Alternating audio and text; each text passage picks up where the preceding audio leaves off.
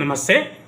రాష్ట్రంలోని జేఎన్టీహెచ్ పరిధిలో ఉన్నటువంటి ఫార్మసీ కళాశాలల విషయంలో చూసినట్టయితే ప్రస్తుతం ఫీజు రియంబర్స్మెంట్ విషయంలో కళాశాలలు నిరవధిక బంద్ని ప్రకటించాయి.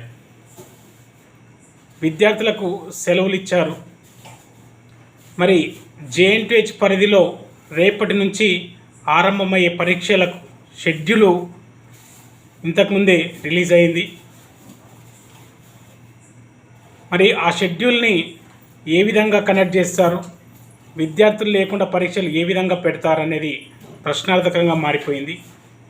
జేఎన్టీహెచ్ ఇప్పటి వరకు కూడా నిర్ణయం తీసుకోలేదు. పోస్ట్పోన్ చేస్తున్నామా లేదా అని కూడా సందిగ్ధం నెలకొంది. మరి ఆ విషయంలో జేఎన్టీహెచ్ అధికారులు స్పందించాల్సినటువంటి అవసరం ఉంది. విద్యార్థులు లేకుండా కళాశాలలలో ఏ విధంగా పరీక్షలు పెడతాయి?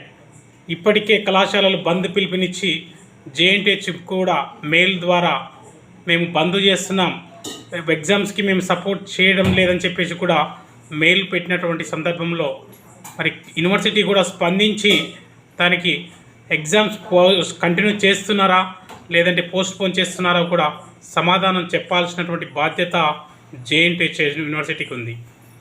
ఏది ఏమైనా విద్యార్థుల భవిష్యత్ దృష్ట్యా ఆలోచించి ఖచ్చితంగా విద్యార్థుల భవిష్యత్ దృష్ట్యా ఎగ్జామ్స్ని పోస్ట్పోన్ చేయడమే ఉత్తమం అని చెప్పేసి తెలియజేస్తున్నాం.